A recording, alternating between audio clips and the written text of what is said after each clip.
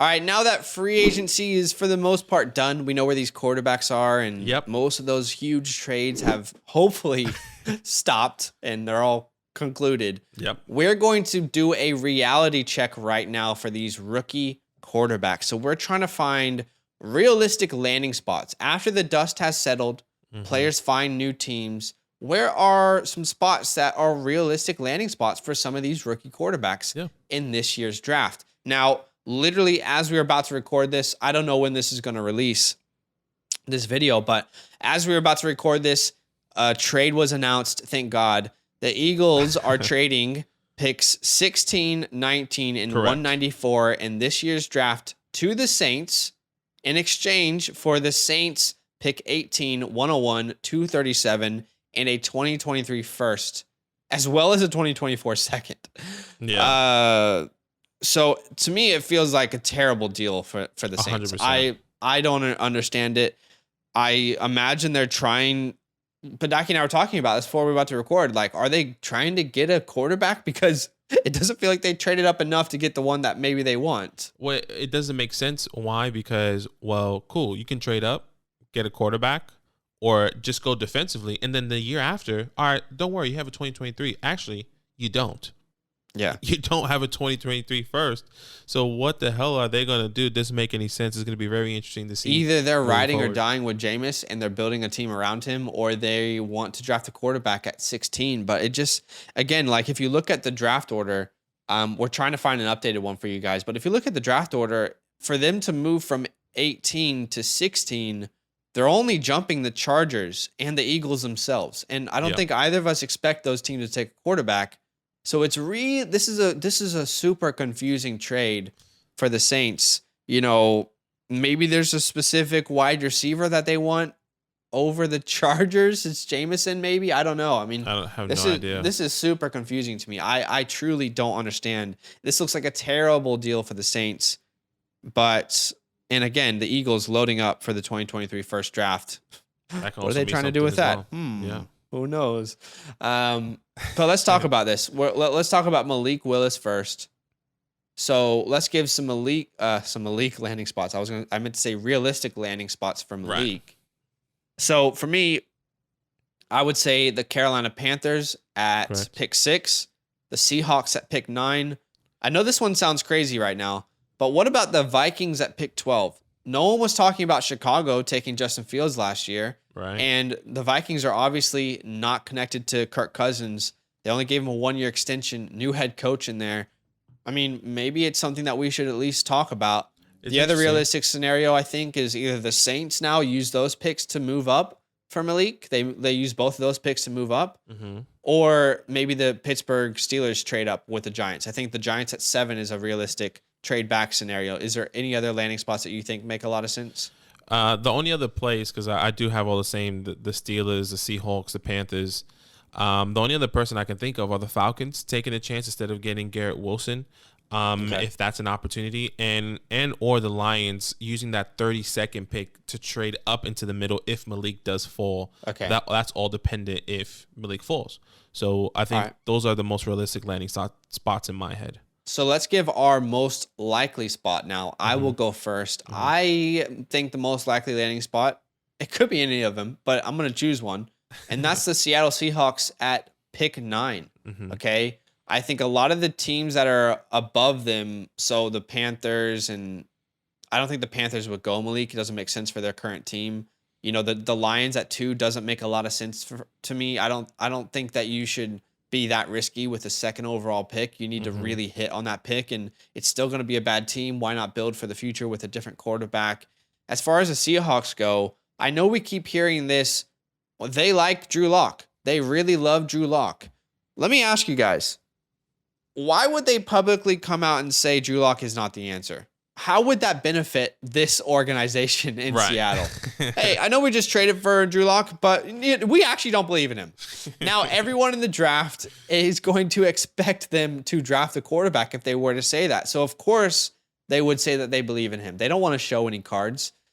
So, for me, you look at Seattle right now. See, this franchise is in the midst of a complete rebuild.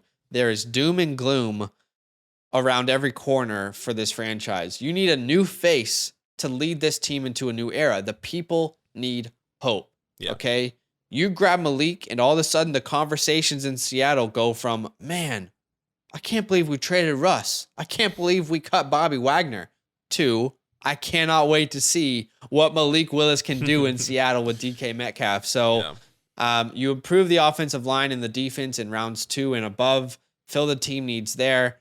There is a much worse position that a young quarterback could be in than Seattle, right? I mean, you got Pete Carroll there, DK Metcalf, Tyler Lockett, Noah Fant, Rashad Penny. There's some good pieces to kind of build around for a young quarterback. Yeah. So for me, I think the Seattle Seahawks make a lot of sense. He could go to 5 different teams. I mean, it's really hard to predict, but this is what I am predicting at this point, and it could change next week. But, assuming they keep DK and Tyler Lockett, I would love the spot for Malik in a fantasy perspective. This, for me, would lock him in as the 102. He's already my quarterback 1 in the class. He's not going to change. Yeah. But for me, in rookie drafts, this would lock him in as a 102. So what's a realistic spot for you, though? Look, first of all, this is very interesting. One thing I wanted to say about your take was that I won't be surprised. It will suck if he does get traded or gets picked by the Seahawks, and then DK gets traded. Right. It's just gonna suck. So those 2 moves wouldn't really make sense to me if they happened back to back. Yeah, it wouldn't make sense. But one team that I did think of doesn't make sense also moving Russell Wilson in general. So exactly. Go ahead. Anyways, my most likely landing spot for me, I've been saying it since day one. I think it's the Pittsburgh Steelers. I think they trade up. Okay. It just makes sense. There's so many reports coming out. If I'm not mistaken, they just had dinner with Malik. There were reports coming out as well. And what you said, the Steelers could trade up to the Giants because Giants are actively looking to trade back either from the 5th or 7th spot to get a 2023 first. As a Giants fan, I do know that. But in my opinion, this team where the Steelers are at, they are ready to win now. It is a tough division, and they have the pieces around them. Deontay, Claypool, Pat the Dragon. They just drafted Najee Harris. The one thing they still need is an offensive lineman, but I trust this organization to put the right pieces in place because, I mean, the Steelers, you just have respect for them as an organization. You can believe and trust in moving forward, unlike some other teams. So I think this just makes sense. And let's not forget where they're at. The AFC North. They got Joe Burrow, the God. Deshaun Watson, the God with the case. Okay, and now they got Lamar, the Russian King. I mean, it's you have to be ready to compete no matter what. Sitting back a whole nother year for this organization is going to hurt them tremendously. And for some way, this organization knows how to get their starting quarterback. They know how to develop quarterbacks. Mike Tomlin, once again, already knows how to do that. And not just the team. It's the head coach that he's getting. It's Mike Tomlin. It's the organization. It's the players around him. It's people, the head, the general managers, the front office people, which can help Malik Willis become the person that we all believe he could be, which is little Lamar. Yeah. Lamar 2.0. Imagine having 2 Lamars in the NFC North. Sheesh. Good. Yeah. What's weird about that is the more I watch Malik, the more I'm like, well, he's not Lamar, but he's definitely as good as an athlete, but he's not the same. I get it. I guess it was just the play style, Yeah. Yeah, I get it. All right. I like that spot. The Steelers make a lot of sense, but I don't know that he's going to get to them. That's the only reason I didn't put them down. Like I said, they would have to trade up, but it would cost a lot. It would be Kenny Pickett. Tough. Let's talk about Kenny Pickett. Some realistic landing spots for him. I'll name a couple. I think round 1, pick 6 is a realistic landing spot. How about the Saints with the pick that they just took at pick 16? Yeah. Maybe they're hearing rumors that Kenny's not going to go to Carolina, and they're trying to jump who? I don't know. The Chargers, clearly. The Steelers at pick 20, and then even Detroit if he falls all the way to pick 32. Do you have any other spots that you wanted to mention? Yeah, I completely agree. I also have the Pittsburgh Steelers, the Carolina Panthers. I have the Lions from pick 32, once again trading up in some sort of way. I don't think the Lions will take him. I don't think he will fall late to the first. That'll be crazy if he does, but Lions trading up from 32 to the middle of the pack. That's such an interesting conversation because I feel like there's going to be quarterbacks that fall. And I don't know if it's Kenny. I don't know if it's Howell or Corral or some of these other guys. But some of these quarterbacks are going to fall. It's just going to happen because a lot of teams have addressed the quarterback position, you know? Mm-hmm. And when I look at the most realistic landing spot, still, even by saying that, I think Carolina at 6 is the most realistic landing spot. I do agree. Based off of what we've heard, based off of the conversations that have been around the mock draft community, around reliable sources, not us, but reliable sources in the NFL. But you have to think about this. The Matt Rule era is on the hot seat. Matt Rule and his regime, they are on the hot seat. It's been 2 years in the league, and the Panthers are 10-23 under his leadership. All right. The owner there wants to win. David Tepper wants to win games. And this is not what he envisioned when he signed Matt Rule on for a 7-year deal. Sheesh. Think about it. In those 2 years, Matt Rule has had Teddy Bridgewater, PJ Walker, Sam Darnold, Cam Newton. And by the way, you have to keep in mind that he was on board to send that second round pick for Sam Darnold. So that's also something that's a strike against him in the owner's mind. He is his seat isn't hot, it's blazing hot. Okay. The offensive line is not good, but they need to find a way to address that outside the quarterback. Kenny Pickett, at minimum, is change, right? He's change. Yeah. And that could save some people's careers over there in Carolina. You got Kenny Pickett, then DJ Moore, CMC, Terrace Marshall. Yeah. It's a weak NFC South. Maybe you find a way to get into the playoffs. It's a weak NFC in general. So for me, I think Kenny Pickett makes a lot of sense for the Panthers. However, you know, the more I look at this quarterback class, I think most of these picks are going to be, I think they're going to happen because quarterbacks always go early, but I think they're going to be mistakes. I think so as well. It's tough. You know, I completely agree with the Carolina Panthers for Kenny Pickett. And just to add on to that, we saw a formula that worked for them early in the season. Right. They won the first 3 games, and they had a massive losing streak in a 4-game losing streak after that. Maybe because they played bad teams. I know they played the Saints, the Texans, and the Jets in the first week, and then then you saw the Cowboys, the Giants, all these other people, which was a little bit tough for them. Also, they lost CMC. And they lost CMC, which kind of hurt as well. I mean, there was a lot of things going wrong for this team, but the efficiency in the offense, it felt like in those first 3 games, feels like that can be picked up. Teams figured it out really quickly. Yeah, but that also, I'm thinking like they can pick it up and move it, and then continue it, and then like keep stirring the pot. You know, get Kenny Pickett, let him stir the pot. I think I completely agree with you. He's the most ready quarterback right now. A lot of NFL teams believe in him. Who cares if he's two glove Kenny?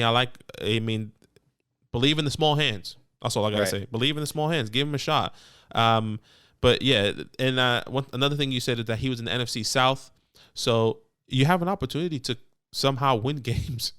Any team who is in the NFC right now has a chance to make the playoffs. Exactly. You know, there's only really 5 teams that you can point to. So there's a lot of teams that can make the playoffs that are locks. Exactly. So let's talk about how this would change his dynasty outlook. So we both see him going to Carolina. And I've said this multiple times when we do community mock drafts for rookie-only drafts. Multiple times I've said, if he ends up in Carolina, like we keep hearing that he will, it doesn't make me more confident in him at all.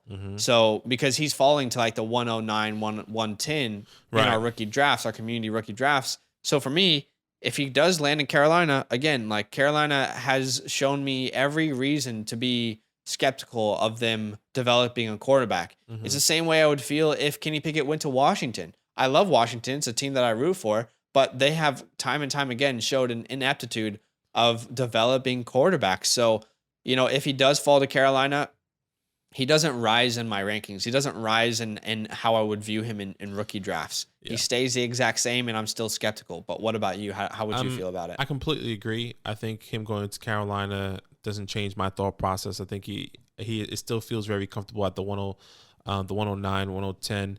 It really depends on how the board falls because and where these other players go, because I do see him going a lot higher if some of these higher prospect guys land in a not ideal situation. It just really depends on how everything goes, but I completely agree with you. All right, so the last quarterback we're going to talk about today, and we can do a part 2 where we talk about Sam Howell, Corral, and maybe Carson Strong, but the last quarterback we're going to talk about today is Desmond Ridder. Yeah. Okay? And I hate to be that guy. You're the guy. You're that guy. But I'll be that guy. I don't think Desmond Ridder is a first round draft pick. I really don't view him as a first round draft pick. And I think a lot of people view him as maybe the Dak Prescott of this draft. But what they're failing to realize is that Dak Prescott was drafted in the 3rd round. He wasn't drafted in the 1st. He was a project that a team took a chance on.